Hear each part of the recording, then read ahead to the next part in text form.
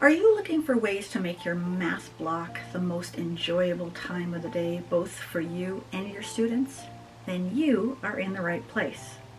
Stay tuned. Hi everyone, my name is Lorianne from It's All Primary, and if you are new to this channel, welcome. I've been a teacher for over 22 years, and one of my favorite subjects to teach is math. As a student, math was one of my favorite subjects. I was good at it, but just because you're good at it doesn't mean you can teach it. And I have been working to create a math program that is effective and enjoyable, and this is something that you can learn too. And let me tell you that all the hard work will be worth it when you ask your kids at the end of the year what their favorite subject was, and they tell you math. So what is math? How do you define math? Several years ago, I was on a teacher team that was asked this very question. And being at a Christian school, we were asked to create a definition regarding math from a biblical perspective. So, to the Bible we went. What we found, particularly in the book of Job, is that God created with order and with pattern. From then on, I've always told my classes that math is about order and patterns. And if you can find the order or the patterns, math is easy. Now, if you are a new teacher, give yourself some grace, because creating a math program is not created in a day or even a year. This takes years. This takes a lot of reading. This takes a lot of experimenting and practicing. But it always comes down to, how do children learn? For example, why do children love games and puzzles? Do you love games and puzzles? I love games and puzzles. Why do you love them? Put your comment down below if you do. I love games and puzzles because I like the challenge of figuring things out. And that is often why kids enjoy games and puzzles. They like to figure things out. So why don't we try teaching math along the same lines? What if we taught math with a component of noticing and wonder? About a year ago, I learned about a website called Illustrative Mathematics. And if you have not seen this, go check this website out. It offers ideas, it gives you research, gives you articles to read. And the reason why I went to this website is because they offer the progression of teaching math concepts from kindergarten to grade 5.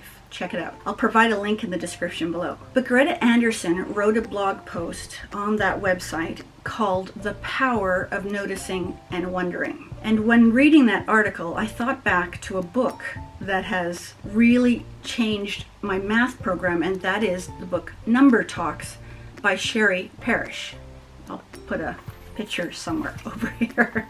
She suggests starting your math block with a 5 to 10 minute warm-up that gets your students thinking mathematically. In our class, I give the students a mini whiteboard, marker, and eraser, and we start math almost every time with doing activities on the whiteboard. At the beginning of the year, we start with things such as subitizing, where I'm flashing cards for a couple seconds and they got to write down the answer.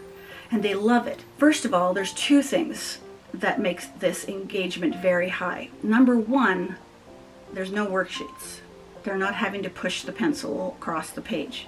But two, this is not about speed. It's not about who finishes or gives the answer first. No one is allowed to shout out answers. They write it down and they hide it. And then after a certain time, when I know that everyone has got something on their board, they hold the boards above their heads, and they love it. Later on, after we've done subitizing for a while, we'll do things such as what comes next, which you can use for patterns, for skip counting. I've used which one doesn't belong. There is a website, I'll provide that down below as well, where the kids look at 4 pictures and they have to figure out which one doesn't belong. But the cool thing about it is it doesn't matter which one they pick, they'll be right. They just got to be able to provide the answer why it's different from the other ones.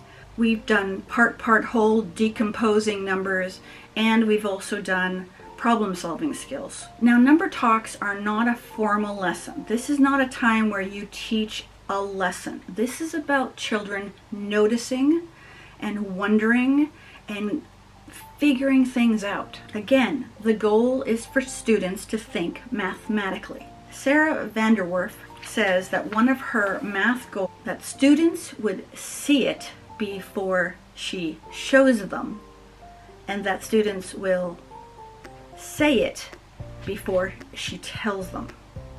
It's a great goal. Hey, if you're finding any value from this video, I'd appreciate you clicking that thumb up, and please subscribe so you don't miss any future videos. Now, some of you are thinking this is all well and good, but I'm teaching virtually this year. How is this going to work? Well, this works easily virtually. Again, take your math block and set aside the first 5 or 10 minutes and either provide the students at the beginning of the year with either a whiteboard, or they might even have a whiteboard at home, and then maybe a notebook that is blank paper, and they can use that.